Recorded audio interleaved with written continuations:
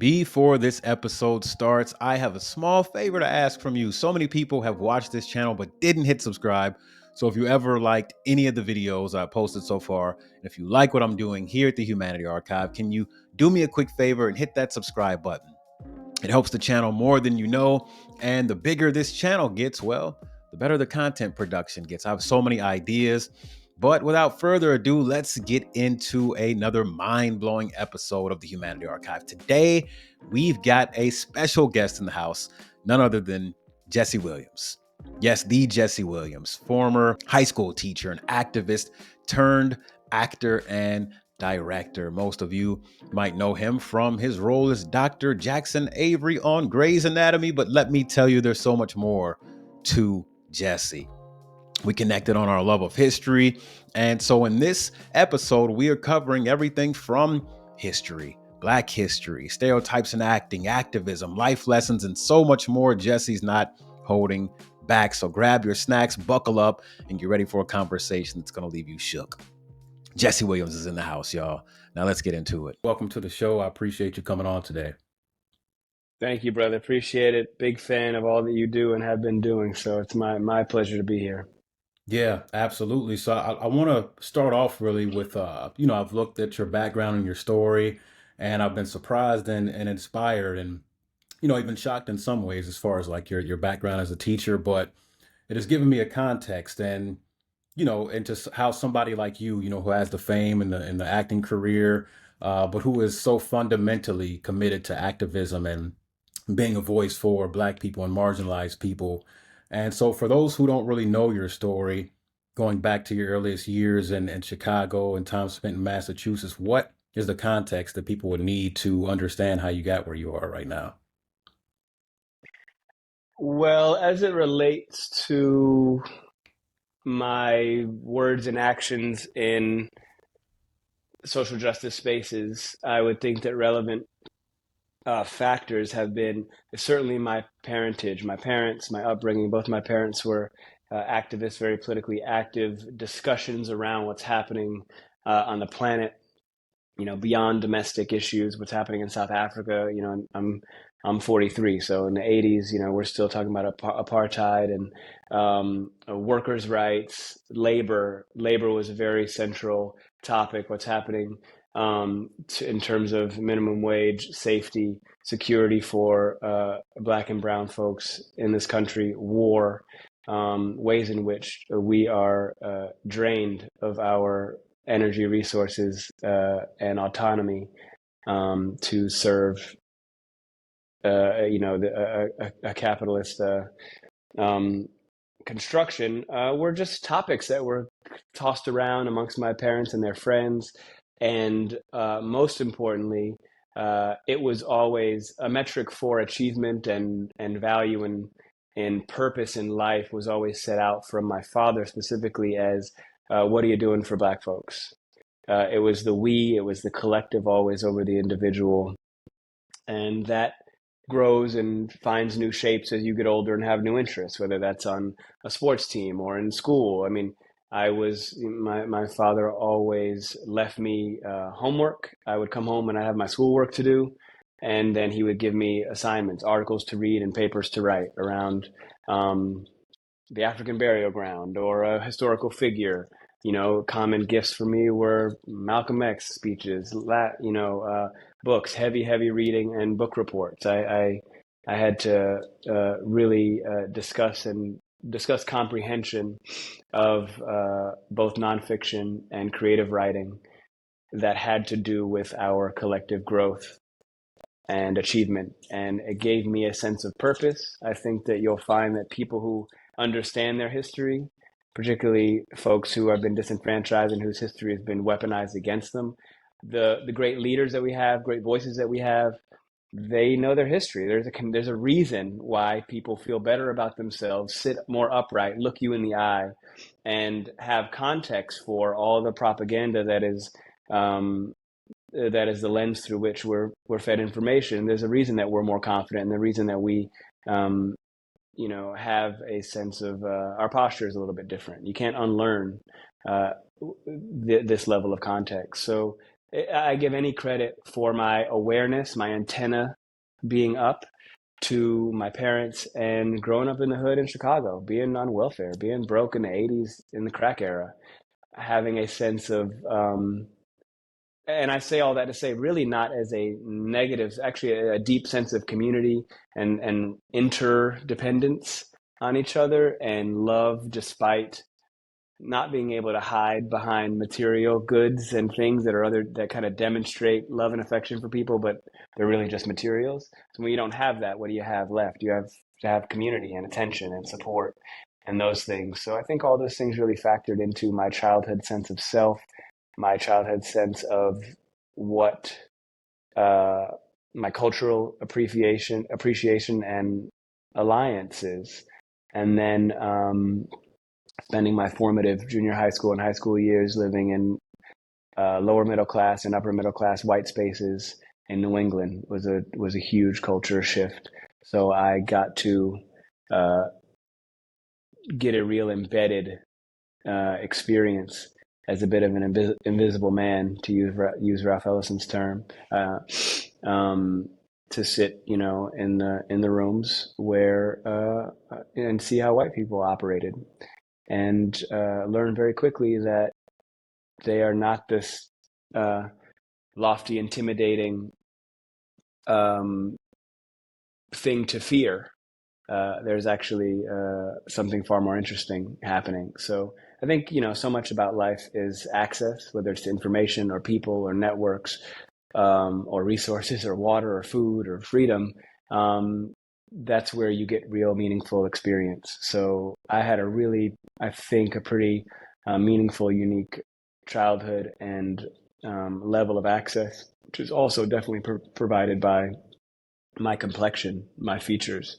The proximity to whiteness is a hall pass, and I certainly benefited and became pretty educated as a result. Yeah, you said something about your father really giving you this homework that I wanted to go back to, and then I want to come back forward to this kind of issue of upbringing and identity. But I really think it's important now when you see the censorship of Black history, of marginalized history. I've always seen the solution as twofold, right? It's not just one solution. It is, we have to fight this, what's going on in the schools and the education system. But I really feel like there's another sense of kind of what your dad did, right? Like we need to be teaching our own kids and having our own collectives in terms of making sure that kids are getting this history. So just to see how much that impacted you and influenced your sense of purpose, right? Of your dad giving you this homework, giving you the things that schools, maybe he realized school's never going to give my son this. Like I have to do my part at home, Yeah, to make sure that I'm giving my son what he needs. And that's really shaped you as a person. So I thought that was very interesting that you kind of pointed to that. it is. It's interesting, not only because of what it added, but it made glaringly obvious what has been subtracted from those who didn't enjoy that upbringing. A, I got my Black history not never from a school. There's never been a school I'm a part of until I went to Temple, which has a well recognized Africana Studies department, African Studies department, particularly in graduate school. Um, but short of that, I was always getting it at home. I was always getting it from real lived experience, and having adults around me to interpret the news that was coming in, because news and current events is history the moment it's happened. But what became more clear to me in the college years, when we all start coming together from different communities into a big school. I went to Temple University in Philly, so a really big school. It's in the hood. And just seeing the impact of the absence of a sense of real self in the global equation, what it starved, how malnourished my peers were, that had to, if you by the time you get to college, most people don't have the luxury of, like, I'll dabble in African American studies or African history 101. They're focused on a core curriculum, they're focused on a major, um, and those things. So the few that get to take, you're 19 years old for the first time, learning that you didn't come from something you should be deeply ashamed of. And it's really just like kind of a surface level history at best. Um, So I got to appreciate the role that the responsibility is ours, whether we like it or not. It shouldn't have to be, but the responsibility is in the home in terms of child rearing uh, our young people to have a sense of where they sit, where they fit, what they've contributed, and this and kind of their race esteem. But I also got to see in undergrad uh, what it's like for people to get a little too, for our people to get a little too little, a little too late about their sense of self, and you kind of walk away with the generic, well, we were kings sense of, it kind of feels good for 7 seconds, but after that, you don't really have any ammunition. Um, so that lack became glaring as well. So yeah, as we're up against what DeSantis and squad have been doing in Florida and around, has been happening for a long time, Tennessee to Texas, trying to teach slavery or internships and whatnot, um, and also defining Black History Month and Black accomplishment by us extracting ourselves from sufferation as opposed to actual the contributions we've made that touch everybody in this society every day, multiple times a day. Uh, so yeah, it's like having goggles on. You can see the disadvantages. They're highlighted in a new way that where in some ways ignorance would be bliss.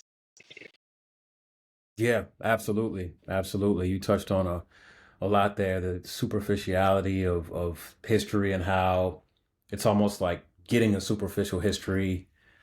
It, I don't think a lot of people are aware, and then we tap into this superficial history in terms of the kings and queens and not really digging deeper into the why, right? I think we've had Well, this yeah, and conversation also that before of like, like how did Mansa Musa get, his well, like we're digging deeper mm-hmm, beyond the surface, right? Like, oh, he's got the richest man in America. Well, we're applying these same frameworks, these Western frameworks to studying African history. Well, we want to celebrate the richest guy, right? The billionaire that, but there's more to it than that. There's which is using Eurocentric measures of exactly. accomplishment and masculinity, and also even short of that, you think of Black, what do you call it? What's this called? February, Black History Month. Hmm. It's Yep. actually the framework of it is couldn't be more white centered. It's only about Dr. King, or what are you going to get? You're going to get people trying to fight against white oppression, right? Which means it's white centered. It's actually about their proximity to whiteness. Can you teach me about Black folks that existed and lived and contributed and built something admirable and useful and practically applicable without them having to be in a relationship with you? Right? Can we just learn about inventors, people who invented all the things you touch and feel every day, an elevator, a light, a traffic light, a cotton gin, whatever, for the betterment of their own life. People actually taking agency in their own life, being self-determined, self-reliant, being one generation out of centuries of enslavement and building monumental institutions of higher learning, patenting when patenting was illegal, before that for Black folks, like self-starting, all those things that America prides itself on, right? Bootstraps, self-made. White Americans love to tell you, my great grandfather came here with coins in his pocket and nothing, and he built something. We have that in droves, but that's not included in the default Black history that you're going to be fed. And because it's underrepresented in our lives, I'm talking about just kind of general American public school uh, proximity to Black history. I'm putting air quotes for those who can't see the video. Um, you are that that's going to be your first brush with this topic. And if you don't love it and really sink your teeth into it, that is going to be overrepresented as what that genre is. So if I think Black history, I think I Have a Dream, Martin Luther King. You're never delving into the huge bounty that is beyond that. So that is one of the suffocating qualities of underrepresentation, of disenfranchisement, is just one little tip, one little look through a window ends up overrepresenting this huge panoply of ideas, people, and concepts. Uh, Whereas having equity is really the goal. Yeah, I agree. I agree. And I want to go back to this idea of identity, right? Black identity in specific, which I talked about in my book. And when we talk about history, it's largely tied to identity. I think there's a reason that people want to reach back for their ancestry, ancestry.com, a $1 billion industry of like genealogy and wanting to know where we came from. And I think about the words, this ties deeply with psychology, right? So there was a psychologist named Eric Erickson, and he said, in the social jungle of human existence, there is no feeling of being alive without a sense of identity, right? So I think that runs very deep. And so I think that Hmm. this question of who I am, it's rich and complex because for Black people, we have been cast, I think, into this relentless search for identity amidst the history that's tried to erase us. You talk about the shackles of the transatlantic slave trade, the ongoing struggles of marginalization. You think about Black people searching for identity throughout the years in these different ways, right? If you remember in the 80s and 90s, people were very much embracing of this African identity with dashikis, or you have the ancient Egypt culture, what we might call the Hotep culture within a sector of Black America. You have Black Hebrew Israelites. You have people claiming indigenous Hmm. heritage. And I think for me, like my theory is a lot of this, because a lot of these things don't have the evidence that we would really need to support it, right? I think it's a deep void because Black people are largely an exilic people, right? I mean, a lot of us don't know where we came from, and I don't think a lot of people want to end their identity at the slave ship, right? They don't want to do that, so it's a reaching. Uh, but I think there's something to be said though about just embracing our identity as Black Americans, like in the here and now, and what we've done in America. Woven from these strands of adversity, cultural resilience, and a distinct American experience. But I wanted to get your perspective on that, just as far as the Black identity. And do you think there's a void there? Like, what do we connect to? Well, sure, and it's by design. I think that when you starve a people of food, for example, and then you give them some crumbs, they'll take those crumbs and try to make something of it. And some, black, and we know, if we don't know, nobody knows alchemy like Black folks.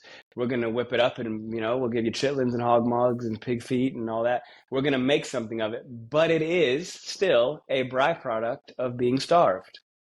It is not your normal cuisine. You're making do with what you have, and history is no different.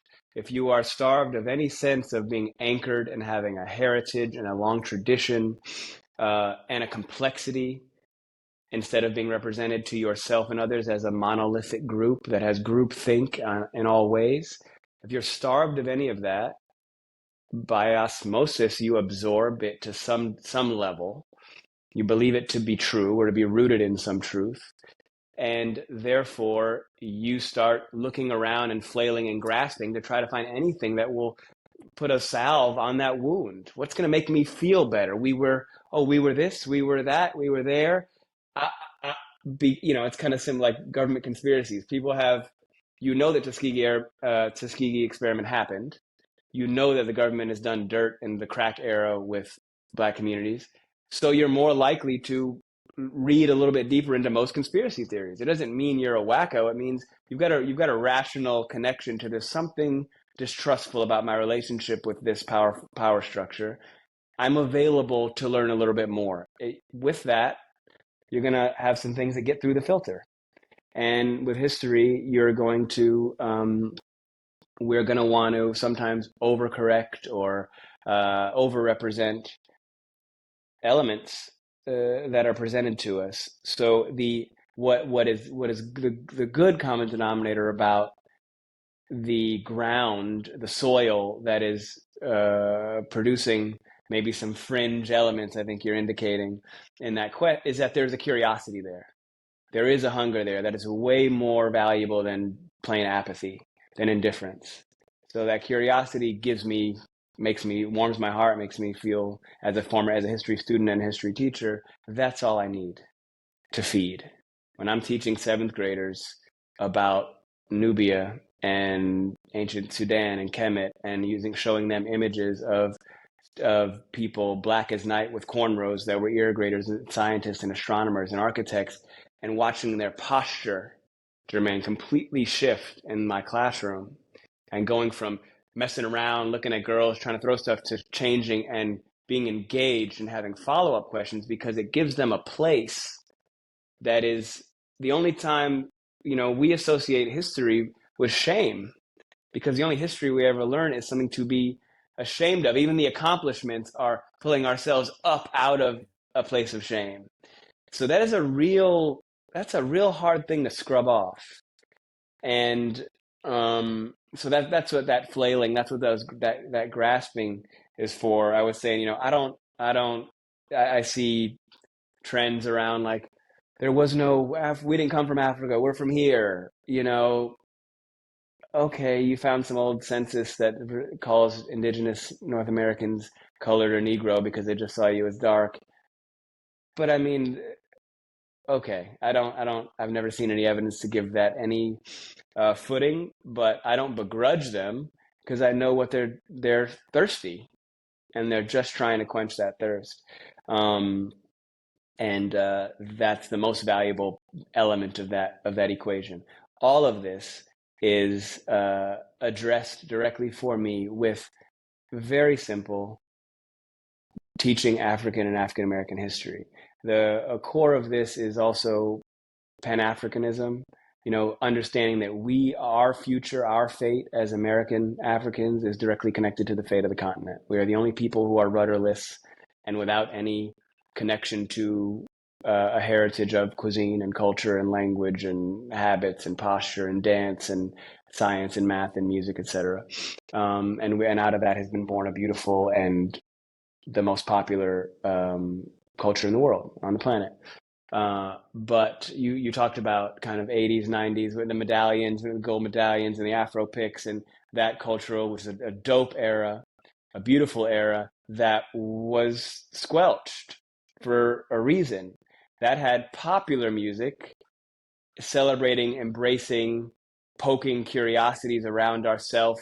KRS telling us about, overseer, officer, giving you these breakdowns, making you think while being entertained, and that is a threat to a larger power structure. So hence comes in more self-destructive, overemphasizing, overfunding, over-promoting, over-marketing, gangster rap, black on black violence, as celebrated. Still true, still an important part of our narrative, but overrepresented in terms of who we are.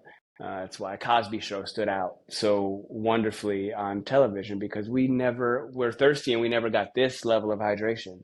Oh, we can exist in this space, which is not just a reaction to um, uh, the strangulation of poverty, etc. There is a difference between, and I've always struggled, kind of wrestled with this since I was young, when Ebonics became popular and we talked about Black language, but it was also it was directly connected to, it's connected to Africa. It's connected to ways in which we form our words, languages that don't stick their tongue out with th, because that's rude. That's not culturally accepted. So that's why we d's instead of th's.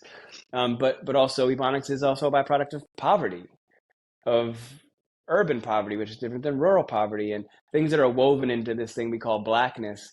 But it's also tied to class. It's tied to economic resources. So seeing us represented in ways beyond that, I say if white folks were a deep minority, 10, 11, 12% of a nation this large and this influential, and they were only represented by Honey Boo Boo, some white trash, mangling language, culture, etiquette family, that there would be a huge swath of that demographic that doesn't feel represented and actually is being harmed by that overrepresentation. And that would be a reasonable position to take. And that's my position. That's our position. That Yeah. represents a significant part of us, not all of us. It doesn't mean it's based on shame, because we love ourselves and we love the absolute genius that comes out of the environment that we're in. But that doesn't mean we can't be complex and interesting and ever changing.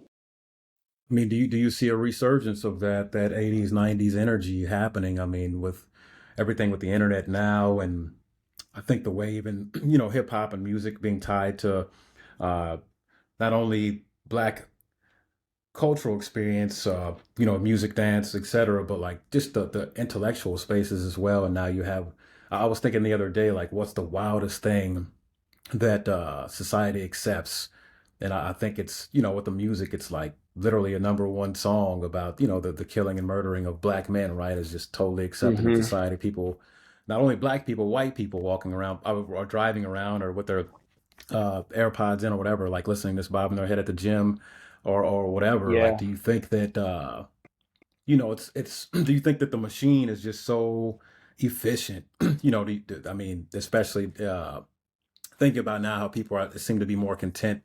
It kind of ties into with this James Baldwin quote. He said like nothing's changed. They've just given us more tokens, right? So we're more pacified, right? And these things are accepted. Like, how do you have Yeah. that resurgence of that 80s, 90s kind of dashiki intellectual energy where the curiosity is being fueled and we're having these conversations like that. I feel like it was a more diverse representation there. I mean, you still had gangster music then, but it was a more of a balance, right? It was the fullness of the black experience from the hood to the Yeah. university to and everything in between. Like, but yeah, it seems like we're kind of in a dark Right. age right now. That was another great element because HBCUs were really well represented. It's a absolute shame what has happened on the other side of Bill Cosby's legacy. But at that time, that those shows, Different World, Debbie Allen, Felicia Rashad, like absolutely changing our sense of potential. It doesn't have to be self, but potential. Uh, and I think we have. I think you rightly point out that we certainly have the elements, the tools available to us to enter a resurgence of that sense of returning to celebrating and exploring uh, those elements of ourself and also some self-reliance. I think that in the information age, in the kind of melting pot of all ideas, cultures, trends, we kind of killed off regionalism in this country. We're all kind of the same. We dress the same, talk the same. There's only like New Orleans and the Bay are the only like regions left where, and I'm exaggerating surely, but where there's real dialectical distinction. But I I think yes, we could be ushering in cycling back to that era, and that era being cool and interesting. We still have incredible in terms of a lot of these things are left. We follow bat signals, and that's usually through pop culture, and pop culture is hip hop and hip hop adjacent. So we still have MCs that are conscious, that are being able to give you bangers, but also not degrade themselves or others.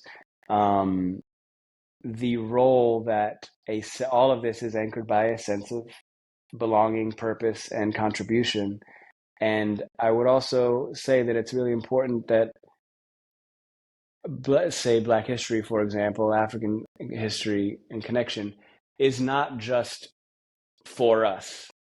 It is not just, it is deeply necessary for our white children and peers to be in that classroom, watching, listening, and learning about all the things that they touch and affect them throughout their day that were born wholly out of Black minds and spirits, because they're the ones that affect all this. Like these issues around racism have very little to do with Black people. They have very little to do with the oppressed. It has to do with power, and what trinkets they're willing to dole out to us. So they're actually the most important members of that classroom is members of the dominant class. So like just circling back to, there's images around academia and teaching Black studies and Black history, and weaving in, we teach world history. World history is in high school curriculums. It's just really coded European history. Absolutely. It is a form of hyper Anglo Christian religion. You're learning that the white man is God. That's what history class is. You're learning that the white man created everything. It's the same thing as creating a white Jesus. We're taking something that existed and pretending that somebody's the sole creator and arbiter its value. So that I think that's worth noting. That I would never advocate for Black history just for us to feel better.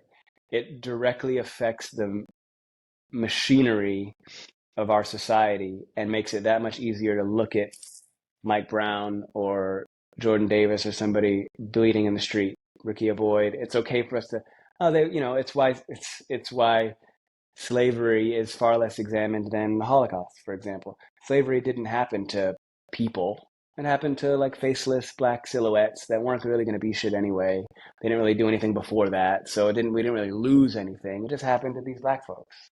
Um, Whereas the Holocaust happened to human beings with a backstory and a life and a childhood and trades and interests and a sense of community and purpose and accomplishment and things they left behind and language, and rightly so, of course. But we have to color in that dark silhouette of the people who it affected, the land from which they were torn, etc. Or else it'll continue to, or else what's the common denominator? Crimes against our beings are left unadjudicated, or the verdict is that it's not really that important because it's not really that important. Because how can it? All the metrics we use to measure importance of human life are we don't qualify according to this very deliberately restricted marketing scheme that is like so-called history. Yeah. So just trying to tether that all those things are directly connected. It's the reason why you can't care about a character in a book that's in a movie because they're black in the same way you care about this. Same way when a missing white girl goes missing, it's a national bulletin, and there's 12 missing girls that same week that you never heard of, that have heroic, incredible stories that got themselves free, but what's she gonna be? Her And that's name all sounds connected to funny. history, right? That's how important It's history is. directly It connected to forms history the because nobody's ever looked like you identity. has ever done shit. Yeah. Or black people It's just being directly connected. fodder, cannon fodder for history is what the black body has been. And then even the talk of just the black body in academia now, it's like, that so much has been done to the black body. Like, what about the black mind, the black brilliance, the black aspirations, the black hope, so it's like, and that's Mm-hmm. why too in my Mm-hmm. book I'm like, okay, like this isn't really black history, man. This is anti black history. There's a history of black people and the things black people have done, and then there's a history of what has been done to black people. And so Mm-hmm. I think that all these things, as you said, and I was going to ask you, like, why did you become a teacher? But I think you probably understand that these things have to be yanked up by the root, right? There's deep, insidious weeds that need to be pulled out, right? And I was reading the other day, for instance, And that it changes. It is the fork in the road. Your life is forever changed because you absorbed information about yourself. You yes, can't go backwards now. You have a sense of duty, a sense of purpose, a sense of newly opened potential in you. It absolutely changes the structure, the track that you're on. It almost makes a food that used to take, when you used to remember, we used to love blank. We used to love eating blank. We used to love this Elio's pizza or something when we were in the hood as kids, some frozen bagels or whatever. And you go eat it later as an adult. You're like, this is nasty. The food hasn't changed. Your palate has changed. And once your palate becomes more refined, once your standards get raised, you can't go backwards and be destructive to your own community because your own community is now something of value where it was actually something like a scab on your body you wanted to get rid of, which is why it's so easy for us to dispose of each other because we desperately are just clinging to power in a world where we are powerless. But anyway, I can digress within a digression. yeah. I mean, yeah, you touched on a lot.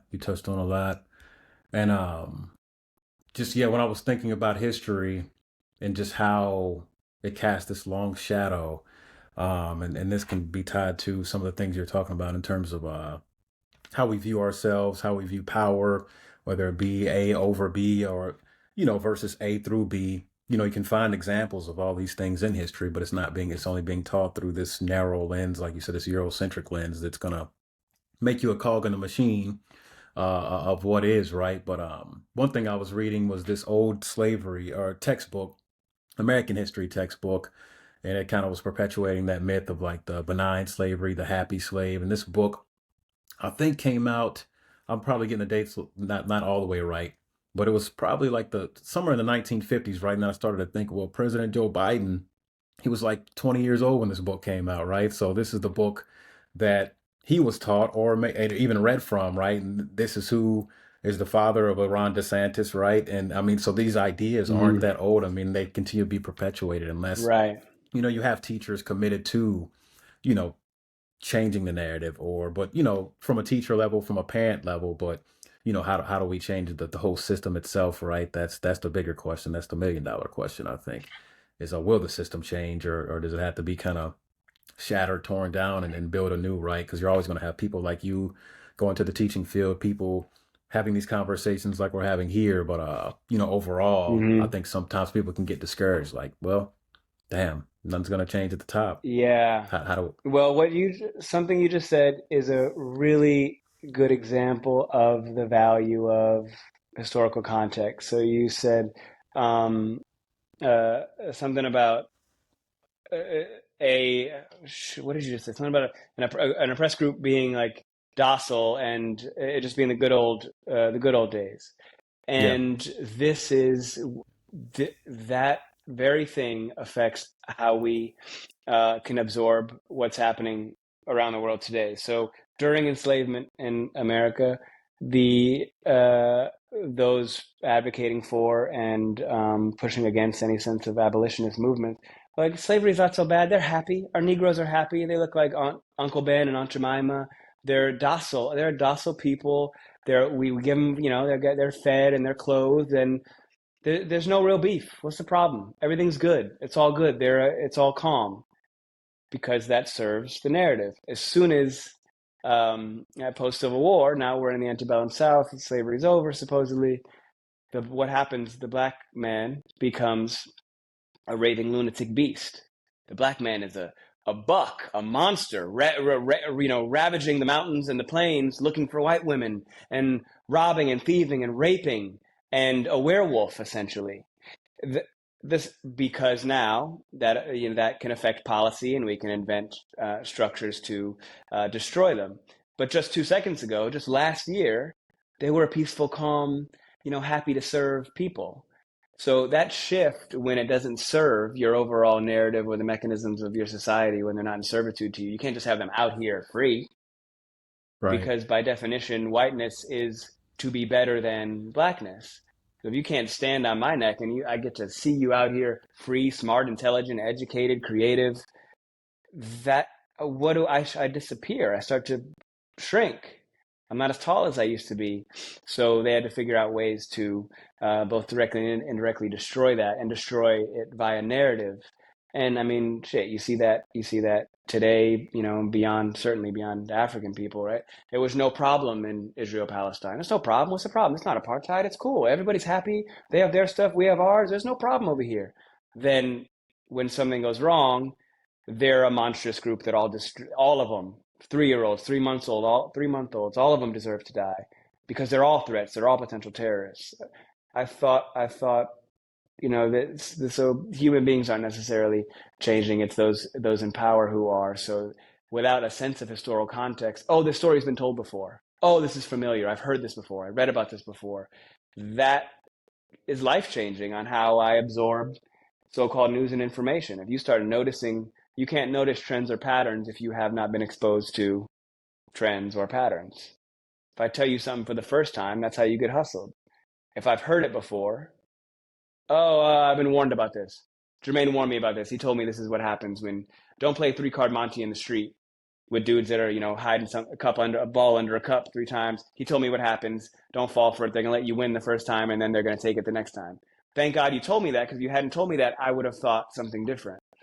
That's the value of information and setting expectations for people.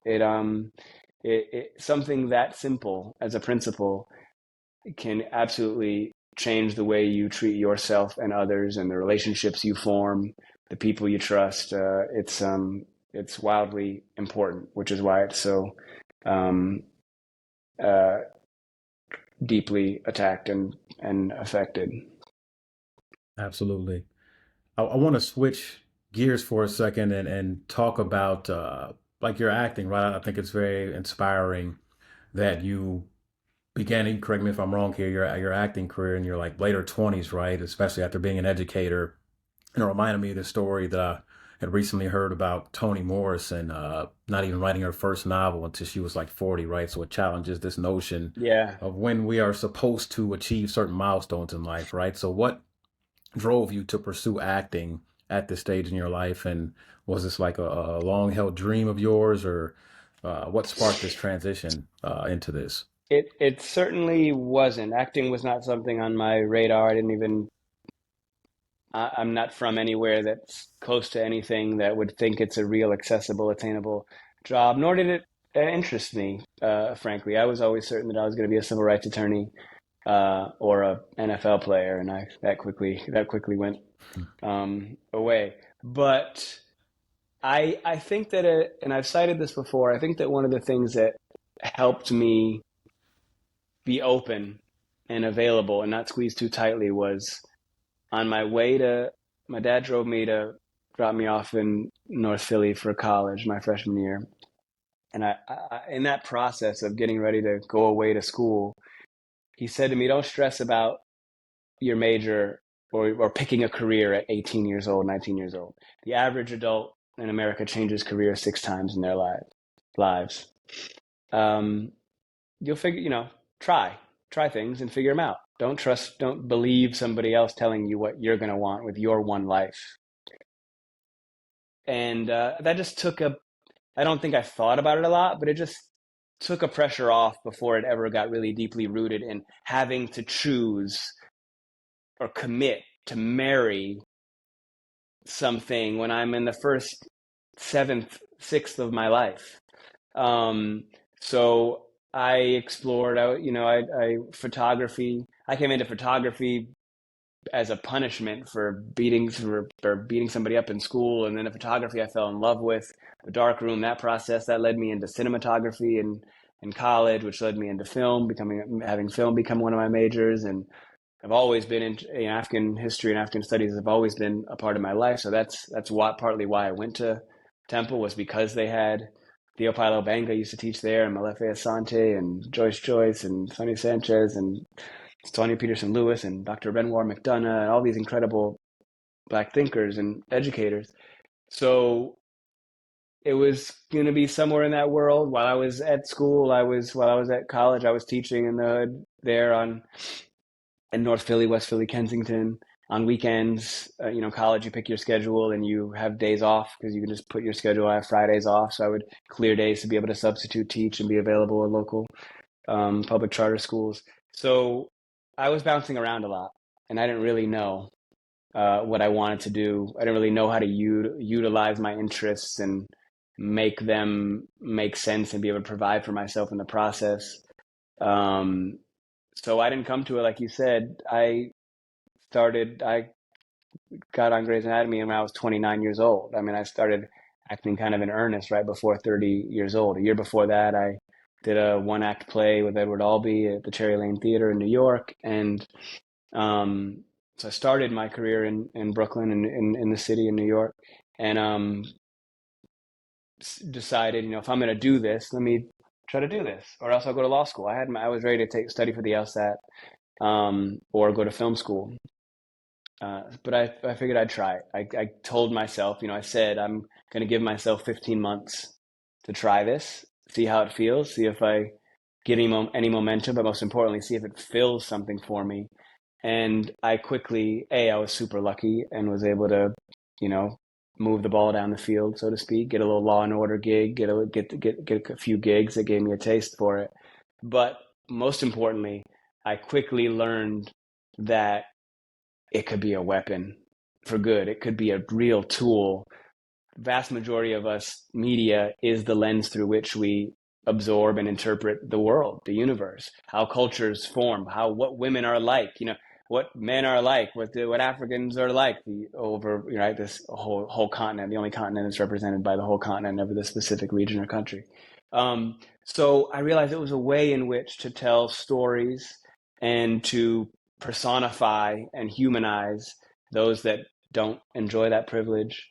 It was interesting that, without exaggeration, my first 6 or 7 auditions were for these the opportunities that I got were for these lecherous black characters, robbing some white person on a train for a show or a movie, or a sexual deviant, or a, some hood. These just shitty roles.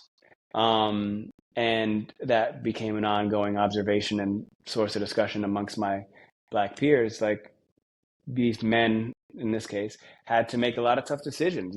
I'm raising a family. If I keep playing this dude in a do-rag robbing somebody, it's a check, and I need a check, but it's going to prevent me from playing and getting taken seriously as the attorney in this role I really want, or this engineer in this role I really want. My reel, you put together an acting reel to show your potential and your capabilities. But if it's always, I'm already, and I'm talking about people who are darker than me, who actually are really hounded by this restriction. It's not really me as much. But those are big choices that people have to make in entertainment.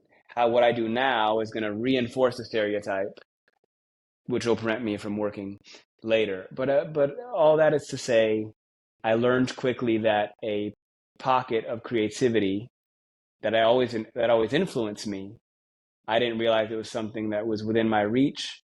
And then I realized, oh, it is the perfect balance between past, present, and future. The past and present affecting a vision for the future, placing us in positions that affect all this stuff. I mean, I was deeply affected by Do the Right Thing, one of the greatest films ever made, and I used to teach it in high school, on an off day when we had, rolling the TV on the wheels on the cart, and to put that in, and we talk about it and analyze what it's saying about society. And Yeah, that really matters. That is as valuable as any textbook you're going to put on the plate. If you've never experienced what it's like to be in another culture, you're seeing it on a TV show. If you never, that is how we think. Oh, that's how y'all think. That's how it works. Oh, there's another, again, Cosby Show. In white society and black society maybe had not seen the nuances of a harmonious black loving marriage, raising kids of multiple ages, dealing with being professional, and dealing with being highly cultured and interested and curious in life. If you don't see that, it doesn't exist. Y'all are like this. If you were like anything else, I would have seen it. We believe what's attainable and what's real, what we can see and experience. Otherwise, it's a dragon. It's myth. It looks cool, but it's an idea. It's not tangible. So what drew me to fall in love with what we do? It was gradual. It wasn't immediate. It was, to answer your question, it was never a lifelong dream. I didn't really even think about acting as part of that process. In film school, I was writing and producing and shooting, and that was the creative part. And then an actor will come in and do that and do the rest. But I quickly learned, when having to do it myself, when trying to do it myself, oh shit, like I could do this 17 different ways, and 16 could be really wrong. I could discover on the 20th that, oh, that's what it really means. Oh, this is actually fun and interesting and stimulating. Stimulating is what it was, is what I needed. I certainly, I dabbled, like I did a couple modeling campaigns to pay for college, and like just get some money and support get some money back to my parents and siblings and stuff. And that was strictly a financial transaction. It wasn't stimulating to me.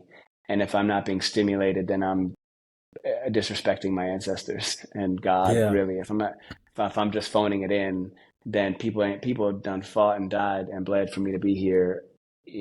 I think that is also, Jermaine, the role that history played in my life, with a sense of duty and obligation. And that obligation absolutely. has been too much at times, and a little bit overbearing at times, admittedly, but it's real. My dad would use that on me all the time if I was fucking up, if I was messing around and caught me smoking weed or something. Like, that's what your ancestors went through all this shit for? For you to be fucking around and being, we need another like black drunk guy? We need another like guy that's failing out of school? Like, that's what everybody went through everything for. And the red Yeah, dirt the of weight. Georgia to here to get you here to do this? Mm. Fuck out of here. Like that Yeah, that there's a that heavy stuff truth in smartens you that, up. right? There's the heavy truth in that. I mean, you feel it, so it is a burden, but it is not a burden. It's not a negative burden. It can be, No. it can be heavy, but it's really, something that I think we all carry, right? I think a lot of us have grown up with our parents and grandparents, and it's kind of like that idea of like voting, which that's a whole nother conversation. But people died for you to vote. I don't know how much. I've Hmm. had varying thoughts on that one, but it's kind of that same sense Sure. of like people came before you, they gave their lives for these things, right? They fought, bled, and died for these things. So at the very least, you should Yeah.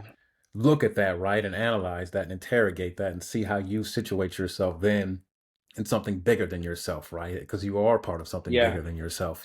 And that's gonna give you a sense of responsibility. Hopefully, at least by might Yeah. not agree with every little thing about it, but it should have some weight And though because it is heavy. maybe they're just a tiebreaker. Maybe they're not they don't have to be the impetus for what you do with your life, but maybe they're the tiebreaker when you're slacking. This is why, particularly in masculine energy, utilizes this. It's not so much true with feminine energy, but men, we motivate each other by barking on each other, by ripping each other down. Mm, Get the fuck up! What are you, a pussy? yeah, Military boot camp style, football coach style. Get up, grinding on each other.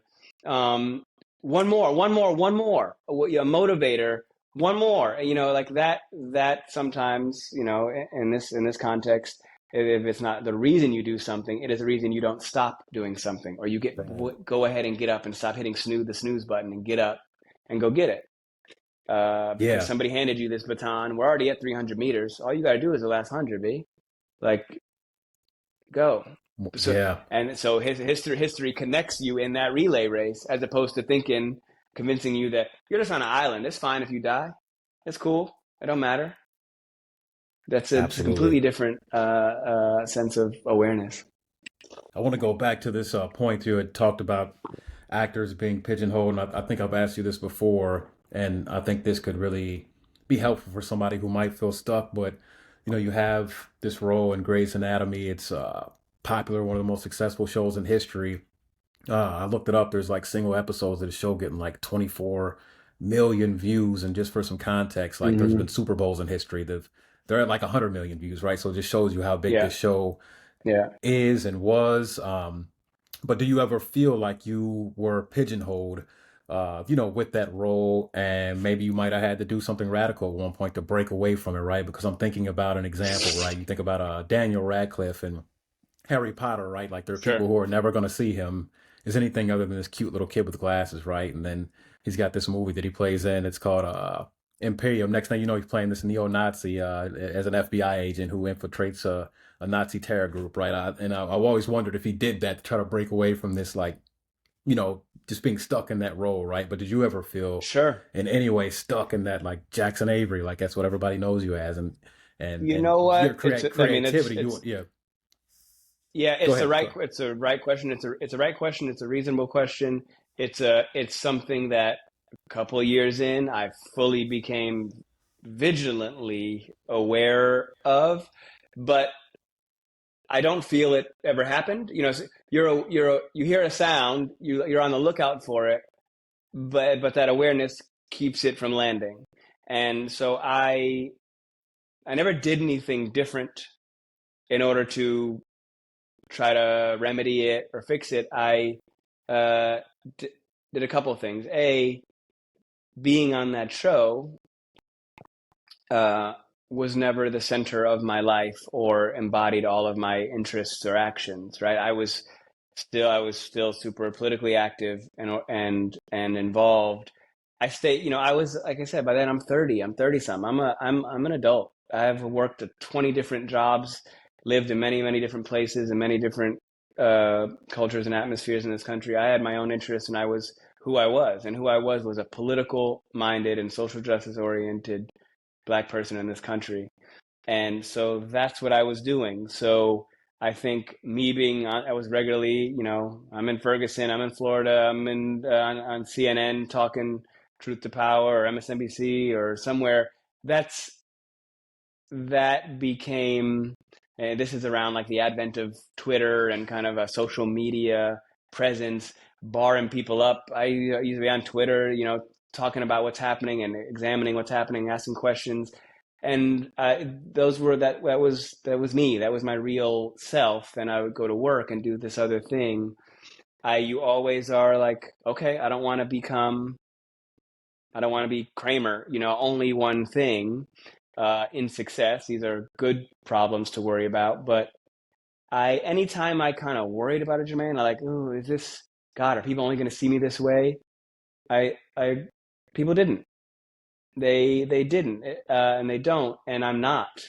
And if I never spoke or lived or had interest in any other space, and I only did that, it would be a larger concern. But that never, I don't think, I'm probably the last person, I'm biased. I only see life through my eyes, but I it never landed as a actual fear or concern. I was aware of it. I'm a strategic person. I'd have to be oblivious to, I care too much about strategy and affecting uh, change and frankly being able to provide for myself and my family to be ignorant to that possibility. But I'm too multi, I'm too interesting and interested for any thinking person to peg me as one thing, certainly not the one thing that is by definition not me. Yeah, Um, abs- you know, and that and affects the way in which we form that character. I co-wrote many lines and storylines, and we have such an amazing writing crew on there that was really wide open to long, long conversations about what this guy. This is a black surgeon. This is a biracial surgeon whose white side is a huge part of the story, and whose mom is the Debbie Allen on that show. And I learned New York Times did an article or interviewed me and told me I'm actually the first biracial surgeon in TV history. And what does that mean? And I was like, what? That can't be. Is that true? I didn't. What does that even? Okay, what is that? Um, the amount of people that watch that show, and I think the stat was something like 29% of women in medical school at whatever year this was, probably 10 years ago, credit Grey's Anatomy with inspiring them to even go into the field. wow. A field that had that many black characters with agency, power, and a humanity and a family on that show. It was a real right place for me to learn and watch directly every Thursday night the impact of story. So I, was certainly impetus for bringing in storylines about police accountability and misconduct. And, we did stories around how black women are treated in hospitals and gaslit and ignored about, and the different pain threshold expected, different medications that you can't give to us, you give to others because you're not aware of, how physiologically and biologically it affects people. It was still a classroom of sorts. Yeah, it Um, is. That really goes back to so that point. Yeah, you said that about like how film, it is a classroom. It really, because that's where you, and it's the largest classroom because that's really where a lot of people are only going to see things through film, or maybe they might pick up a book, but like you're meeting people where they are. yeah, it can And be. really, I should say it can be. It can be if you make it, because you could also, as most people do, frankly, coast and just do what's the script? Okay, just do that. But I, hmm but I should give myself some credit. I made sure like all this shit matters. I'm representing us at all times, and how can this apply? What are we carrying away with us? How are we interacting with each other? What are my characters' dynamics with the other black characters on the show, etc. So, um, yeah, yeah. My interest, as soon as when I finally did leave the show, I did the opposite. I went on Broadway, and I've been doing a lot of other different things. And I think that to your kind of wondering about Daniel, who I don't know, I think that we could guesstimate: are they trying to overcorrect or correct something, or also is this my first time seeing them display an interest beyond the thing they've always been known for? Right? Like intent can't be discerned, but I know that when I left the only acting job I ever really had, I had all these interests stacked up. I had to go do them, and by definition, they're going to be very different from the thing I've already done. I already did it. So it kind of almost doesn't. Yeah, it doesn't necessarily matter why. Does it work and does it play? Is there enough fuel in the tank for that to have legs? yeah, I appreciate that perspective, and I can't. leave this conversation without talking to you and going back to that BET award speech, man. There was so much that you Mm. said there. Um, just remember that line where you were like, "We've been floating this country on credit for centuries, man." Like, can you go back just to that moment real quick, man? And like, because if you have anybody hasn't seen that, I'm sure it's on YouTube. I mean, uh, Jesse gives this very profound and moving speech at the BT Awards. Pretty sure. I mean, it was definitely a viral thing, man. But like, just in the moment of giving that speech, like, where were you at then, man? When you gave that? Ooh. It's interesting because where I was at and my lived experience in that moment was pretty different than everything that transpired after. It was certainly not, I won't say not expected, the reaction. It wasn't even considered the reaction. I had been, for context, on TV in some form or another pretty frequently in those years. Post Trayvon, Mike Brown, um, traveling and listening more importantly than speaking, but being involved. So we're in that context and flow. And I was off doing a movie in Atlanta actually, and really siloed, focused, pretty dark, isolated role. And I got the call that I was being honored in this way, and pretty important um, acknowledgement with an incredible legacy. Other people, Belafonte and Denzel and other people have won this award, so it meant something to me. Most importantly, coming from us. So I certainly uh, looked forward to that. I also looked at it as an opportunity, um, not just for us, but for the globe, because I know that Viacom owns BET and that this is going to be broadcast not just on BET, where people are going there for a reason to watch it, but Viacom owns Comedy Central and VH1 and MTV and comedy and all these other networks. So other people that didn't sign up for it are going to hear this. So let's take advantage. All of this is about being efficient, using your opportunity, whether it's personal or public. And I just, you know, kind of blacked out and barred him up. I had kind of like I had a sense of what I wanted to say for sure, what I wanted to make of the moment. Really, how do you speak in a language that connects directly to the thousands of people that are in a room, that is also accessible, but a little bit ahead of hundreds of thousands and millions of others, and it turned out to be a global kind of thing. Um, and to make it last in a way that is not just nonfiction, that is not just straightforward. It's poetic and creative, and I still, if I'm being honest, don't think it's been really fully understood or broken down. There's a lot of thought and critique in there, both inside and outside of our community. Uh, so I don't know, that I was kind of, I just was talking to us, talking with Yeah, us. It just felt good and right. I flew my parents out, they're not together. They've been divorced a long time, but I flew them out to be there for that. It was their award. Anything that I get is, it's they got.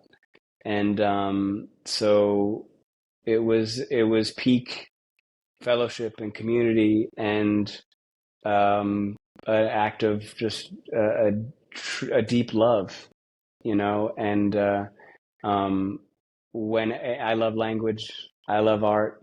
My life has been transformed time and time again by the great writers of our time. You mentioned Toni Morrison or Nikki Giovanni or William Carlos Williams. I love poetry. I love creative. You go to, again, hip hop has many of them. So I was joining a tradition that has had a huge impact on my life. I just, so I just kind of did the damn thing. Bar for bar, yeah, though, if I ever hear it, I mean, I will say it stands up. It was Yeah, I think pretty whenever, I mean, special. it's a historic moment. I mean, dare I say, man, because we're in the here and now, right? We don't always look at things as history. Even historians, man, a lot of them don't really touch anything Hmm. past like the 1970s, 80s. You know, it was more. But I think Yeah. whenever we go back through, man, like the modern moments of activism, of black moments, if we were just going to have a highlight reel of like, hey, this is something that was very impactful, that resonated with a lot of people. I mean, yeah, you were definitely dropping some bars in there, man. That hip hop influence came through for sure, You man. know But what, it was Jermaine? resonant in I, that way, but it was deep. You know what I mean? Because that's what hip hop is, right? It's gonna hit you on yeah. the surface and then just barrel deep and stay with you, man. Just some of the things that you said and When yeah, when the people truth break that you down a said. lyric, when people break down a lyric later, like, yo, but yeah, there's a triple entendre there. There's a whatever. I think that to kind of fully curl this around in terms of the themes we've been touching on today, all of that can only happen with a deep exposure, understanding, and appreciation for our history. For that the content of that expression that night was about our past, about our present, and also making a commitment to our future, what's gonna happen, what can happen, how it's gonna be, acknowledging Black women in that way for past sacrifice and commitment, and what we're gonna do. It didn't have some meeting with everybody and we all agreed that we're gonna do it, but you got to speak things into existence and do your best to fulfill these promises. And this is the history affects our future because it marks you somewhere, and it marks what you can be capable of. And it doesn't exist without that. And I think that's the promise. That's the promise and the thank you that it makes. Appreciate it, man. Well, Jesse, I think you're so glad to have you on, man. You're gonna leave me with a lot to think about, but I think that you embody the type of integrity that people yearn to see more from public figures. I don't think you're just about making these statements. I mean, anybody who listens to this, I think could see you're about living it and breathing it, standing firm in your truth. And again, I think we're in this age where celebrity activism can kind of feel superficial and sponsored by Nike and sponsored Yeah. by Coca-Cola. I think you stand apart. And I think your commitment to social justice, to racial justice, isn't just a byproduct of your fame, but your fame serves as a platform for your deep-seated dedication to equality and change, man. So I want to thank you so much for coming on the show. Appreciate you.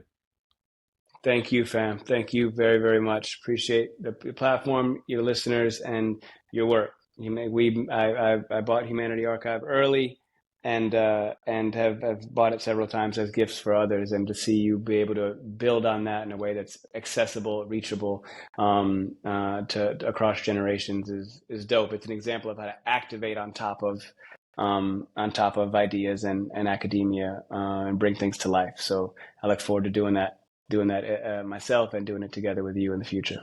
Hey, you. Yes, you. I hope you enjoyed that interview as much as I did. Thank you so much for watching.